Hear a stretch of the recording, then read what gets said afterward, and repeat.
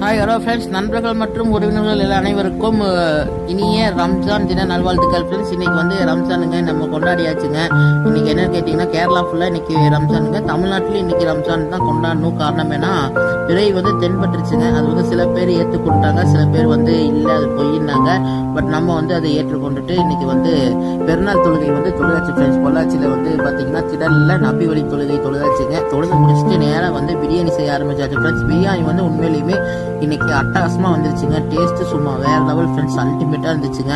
இன்னைக்கு ரொம்ப மன நிம்மதியா இருந்துச்சுங்க. ஏன்னா ஒரு மாசம் ரம்ஜான் முடிஞ்சு நோம்பெல்லாம் வச்சுங்க. இன்னைக்கு பெருநாள் தொழுகை நமக்கு சிறப்பா நான் கிடைச்சிருச்சு. அதுக்காக கண்டிப்பா